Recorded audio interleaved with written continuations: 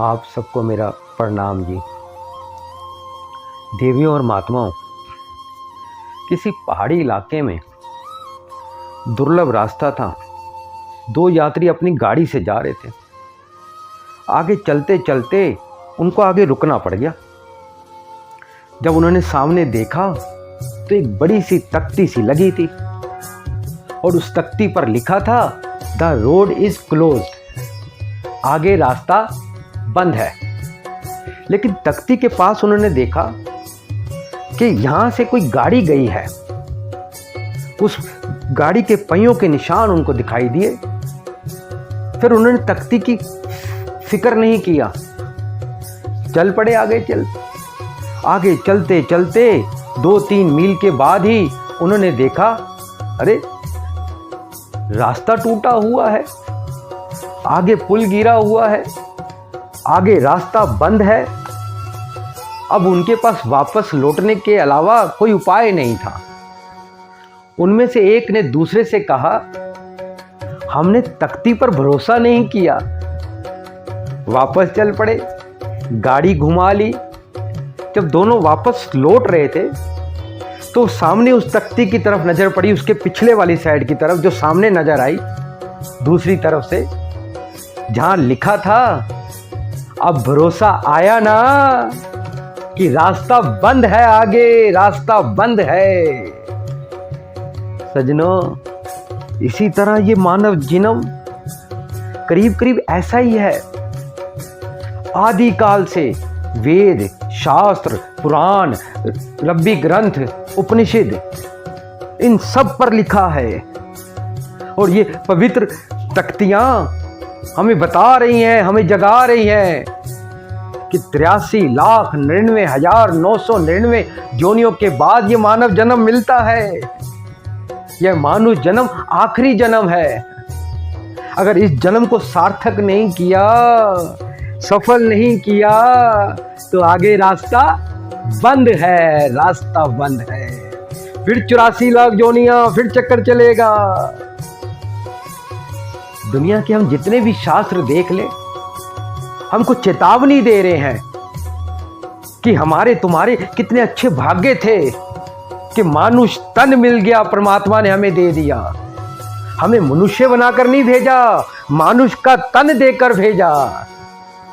और मनुष्य के तन लेने के बाद क्या करना था, क्या करना है?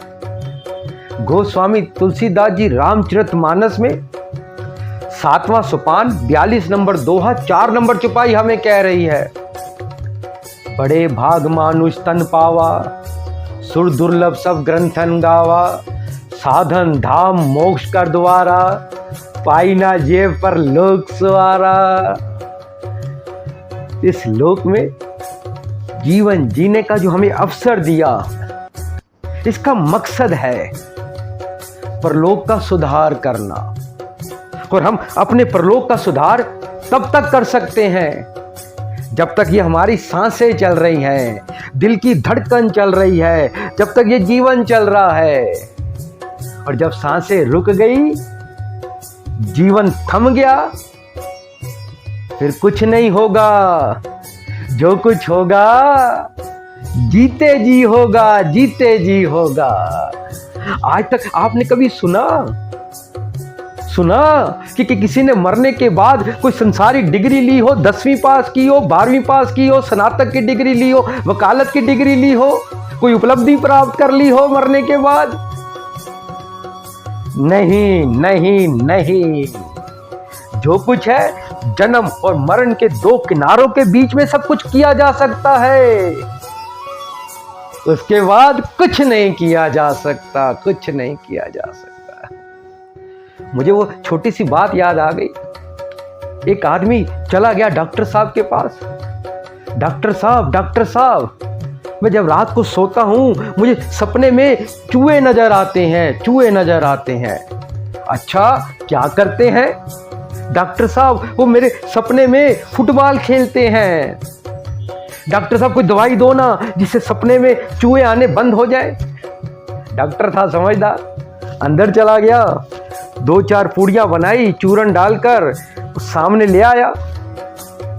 उस बंदे को कहा, ये ले भैया, रात को सोते वक्त पानी के साथ ये खा लियो, चूहे नहीं आएंगे तेरे सपने में।